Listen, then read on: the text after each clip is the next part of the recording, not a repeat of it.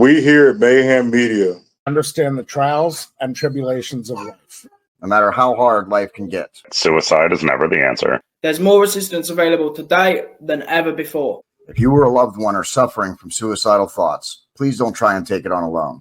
Call or text 988 if you live in the United States. Or if you're in Great Britain, call 116123 or text 85258. The world is a better place with you in it.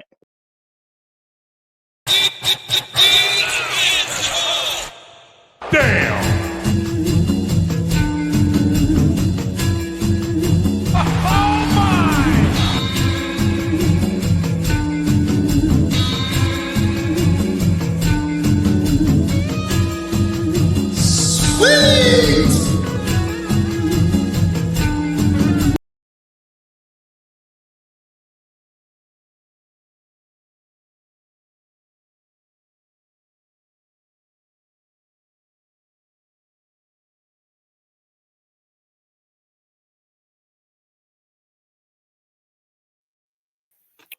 Ladies and gentlemen, boys and girls, children of all ages, guys, gals, non-binary pals, welcome back to the greatest wrestling review show to ever do it, Into the Barricade.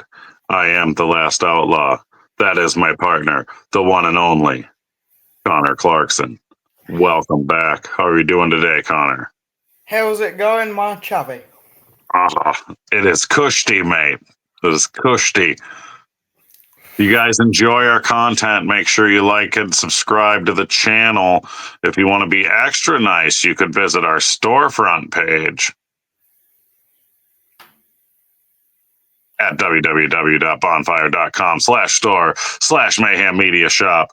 Pick you up some Into the Barricade merchandise, some Mayhem Media merchandise, some merchandise for Jesse James, for Connor Clarkson. Make sure you check out our website at mayhemmediaproductions.com.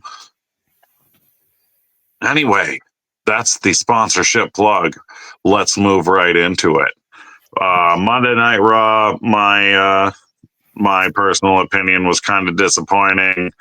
Penta versus Chad Gable, who some incorrectly think is El Grande Americano, though we all know the truth, that can't possibly be. Decent match. I don't know. I feel like the setups for the Mexican Destroyer are getting a little too obvious. Like at first it seemed like he was hitting him out of nowhere. Now you know it's coming. Yeah, there's a little bit too much play into it before it actually goes. Yeah. It's all good setting up a move, but don't set it up into a way where it's like, oh, really? This again? Do you know what I mean? What did Jim Ross used to call it? Telegraphing. He telegraphed it too much. Like, for me, I feel like the way Penta does it, it kind of needs to be like in a way that Randy Orton does the RKO. Yeah. Yeah, he can just kind of hit it. Yeah, whereas it's literally there and then. No one sees it. Job done. Agreed. Good match. I mean, good match. Solid all around. Nothing special to write home about. Nothing to tear apart either. You know what I mean? It was solid for sure. Match 2, we had the Creed brothers versus War Machine. Another good match. I don't understand what the continued burial of War Machine is about. I don't get it. I mean, granted, they lost on interference thanks to the New Day, but still, I feel like they should be just running roughshod through the competition, and they're not, and I don't like it. I mean, to be fair, I am literally the same. It's one of them where it's like,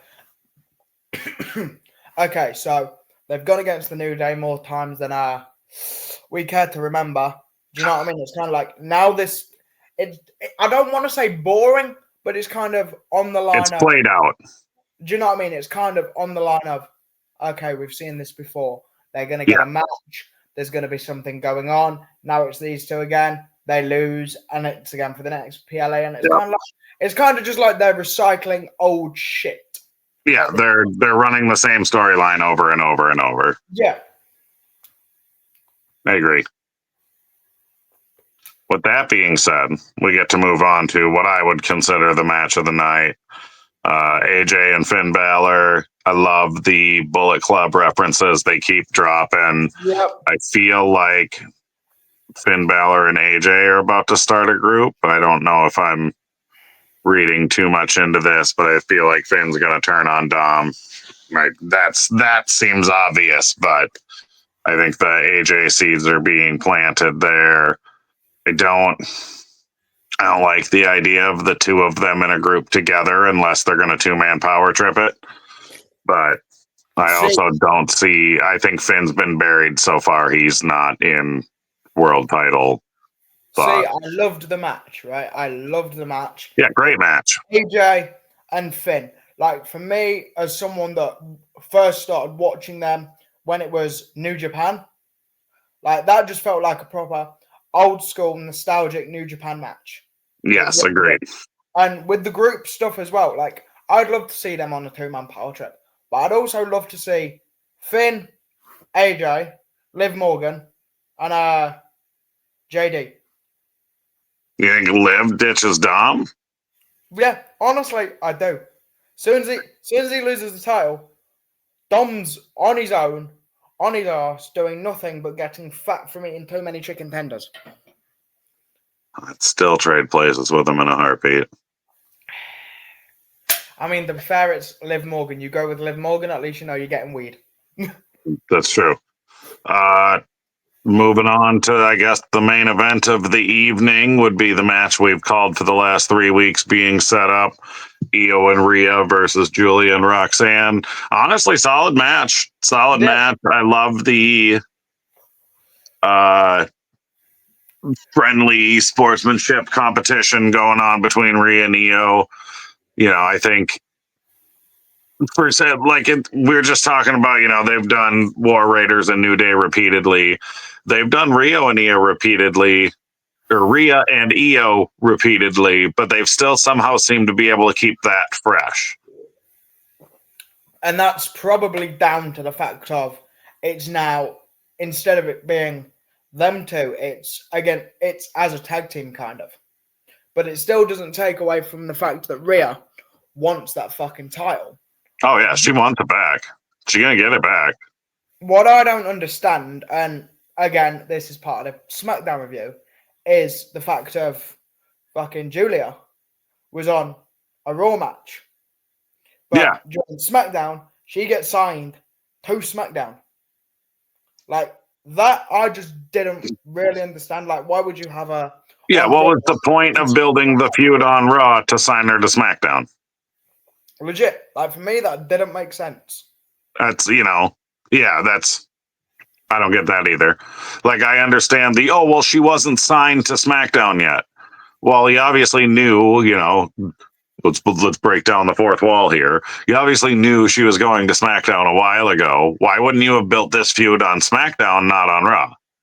Exactly. And it's like, for me, that didn't make sense. The only way, or the only reasoning I have behind that is, are they going to bring back Raw versus SmackDown and do bragging rights at Survivor Series? That would be awesome. Speaking of SmackDown, I mean, I'm done with the Raw review here, and I know SmackDown was damn near twice as long. I mean, it was 3 hours. Luckily, I am a sensible, reasonable man. Sensible. Yeah. But, oh, God.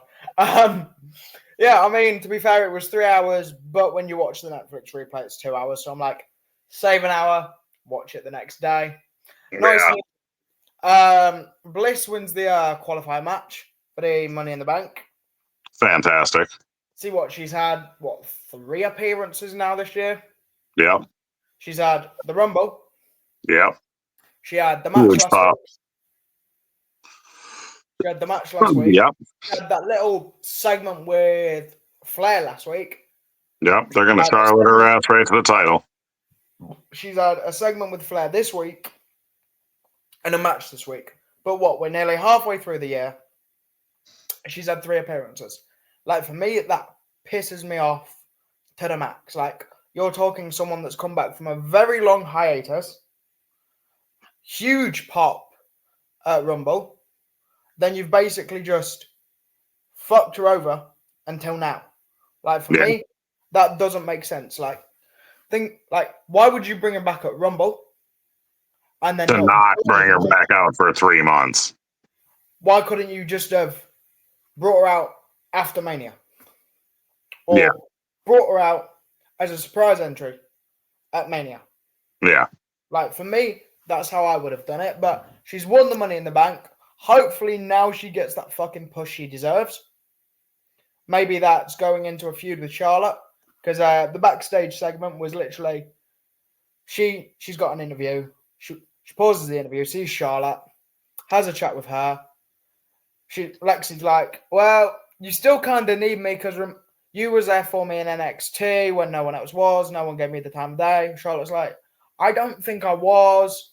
And then Charlotte's like, Lexi, if you want to help, stay out my way. I don't need you. And then she's like, you sure about that? So I'm thinking they're trying to build something for Lexi and Charlotte. They'll be all right. I'm hoping that if that's the case, then at least Charlotte's not got a title. Or at least for very long. Because Charlotte does not need another fucking title. She needs to realize that marriage is not working for her. So don't get into a relationship. Title reigns ain't working. 0-3. Title reigns ain't working. I mean, like I say, fair play, you've got 14 title reigns. But the more title reigns you have doesn't mean shit. Right? The more title losses you have. Exactly. If you've had one title reign and you've had it for a massive amount of time, like Roman, 1,300 to 16 days. Yeah. Right? I would rather have something like that. That means more than 10 3-month reigns. Do you know what I mean? Because that just proves how much you was shit on your game and lost it. Yeah. Right? You get the respect for earning another shot, but it doesn't take away the fact that you've lost it. Yeah. Right? That's just my opinion on it. My opinion. My opinion. My wonderful English without a cup of tea opinion tonight. I've run out of tea, so I'm on Red Bull instead. It's a bad day for the one and only. It really is. Such a shame. But we move on. Jeff Cobb. They've changed his name to JC Mateo. I really don't fucking understand why. Look, that's a jobber name if I ever heard it.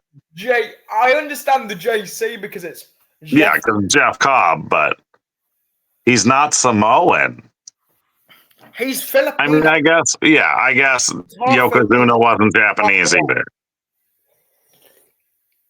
Do you know what I mean? He's billed from fucking Hawaii, for God's sake. Yeah.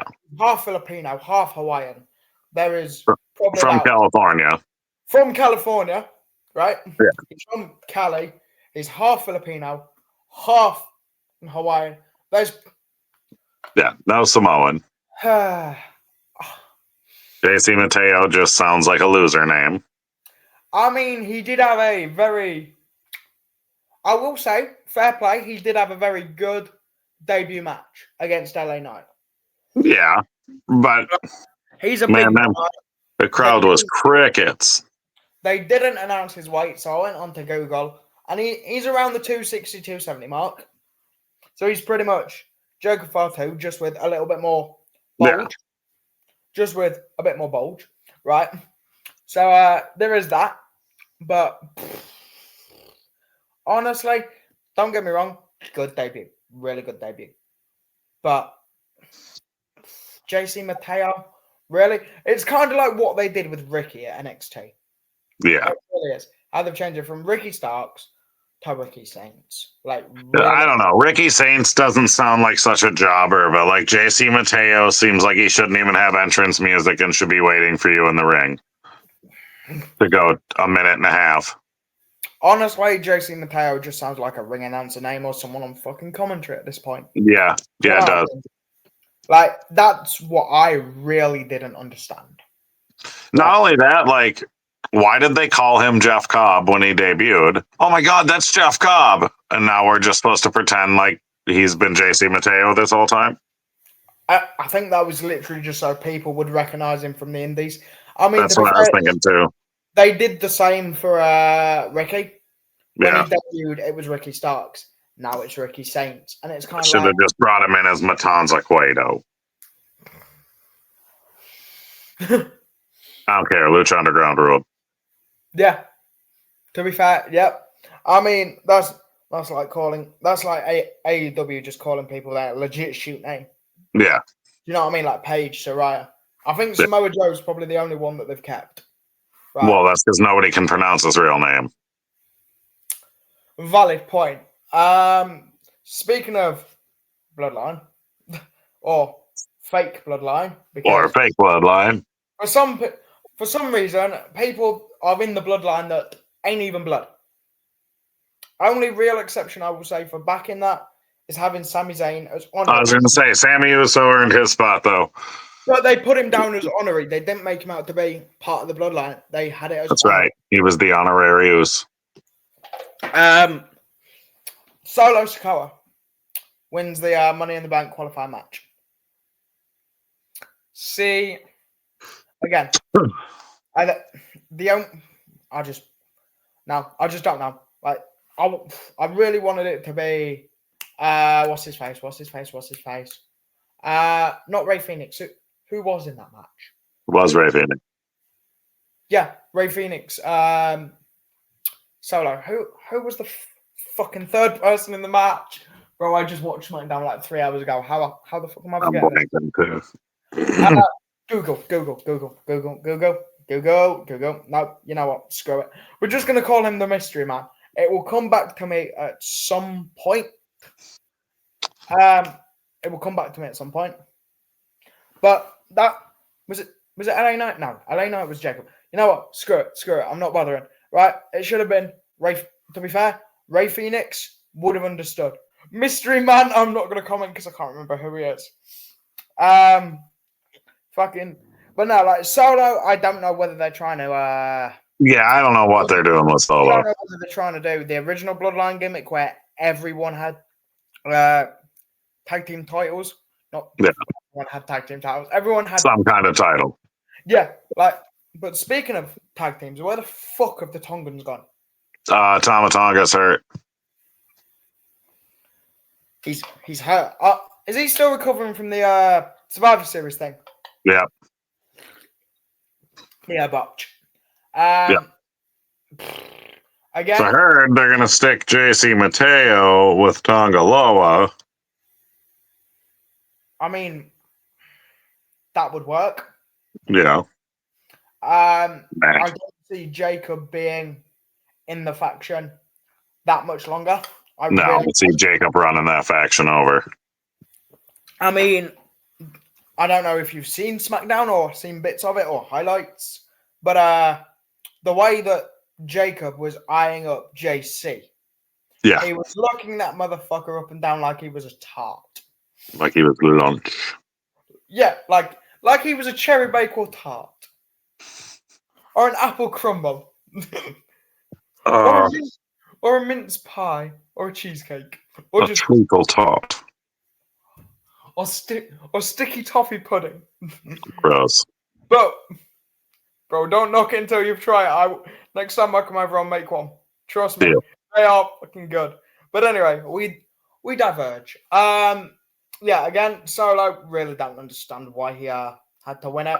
Jacob, I guarantee you he's leaving the bloodline either before SummerSlam so they can make a match.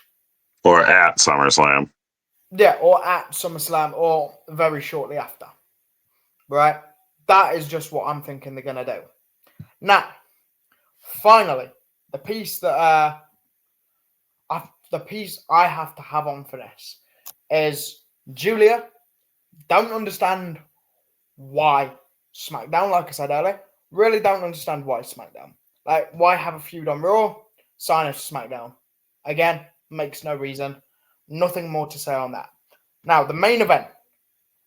Tiffany Stratton, Nia Jax. Don't understand where they're going with it. Really don't understand because they've not announced Nia for any sort of Money in the Bank qualifying match at all.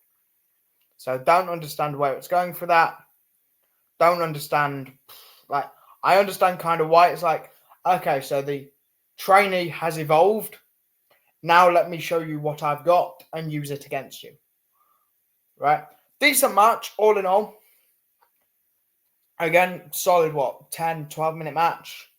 Nothing really to say. The only thing I can say is Nia was stiff on that Annihilator. You know, when Tiffany tried pulling her off into a powerbomb and Nia squashed her. I have seen reports of it. It's looking like Tiffany now has a broken rib. Lovely. But Nia Jax is getting stitches. Because if you saw the way that Can we talk about the thing Nia Jax might be best at? That's bleeding, apparently. I mean, like, that, again, like, that was a drop kick, but that chair was stiff. Yeah. You wanted to be Jimmy Uso so bad. Just bleeding. Brother. I don't know whether she's watched too much AEW and she's thinking of doing a Dean Ambrose gimmick. Terrible. But honestly, all in all, Raw was good. I rate it a solid 6.5 out of 10. Yeah, give it about a 6.5. SmackDown, they really need to work on either having more matches or cutting the fucking times. Because 3 or 4 matches in a 3-hour spot, it's just unacceptable. It's like a 20-minute segment, 10-minute match, 20-minute build-up, 10-minute match. Like, either have it 2 hours and do 3 or 4 matches, there's your sweet spot. Or do it right. If you're going to go 3 hours, you better give me 2 more matches. Legit, like even 5 matches for a 3-hour show. That's better than trying to space it out. And it's like, how many packages, promos, and commercials do you want to put before we actually see something? You know what I mean? It's ridiculous. But for SmackDown, if they with the timings and everything, again, 5.5, 6. If they cut down the times and actually have something, then I'll rate it higher. But until then, it's a 5.5, 6. Yeah, if SmackDown would have had an hour less fluff, it would have been a 7.5, 8. But an hour of extra bullshit, you get a 5. Exactly. Do you know what I mean? It's like, there's no reason for you to have all this extra bullshit. You have to. Yeah, it's a sad statement when the first thing I said is Raw is kind of disappointing, and it's still the show of the week. Legit.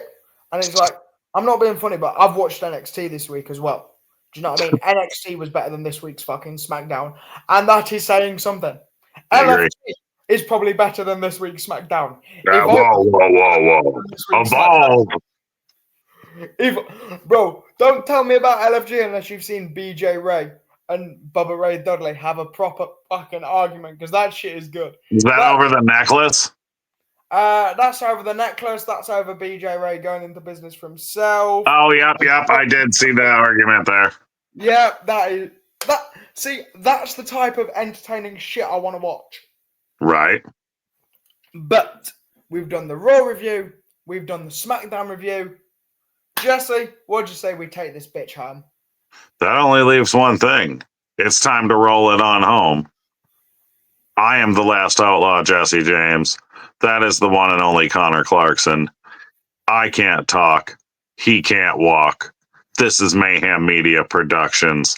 Thank you for tuning in to another episode of Into the Barricade, and we will see you all next week.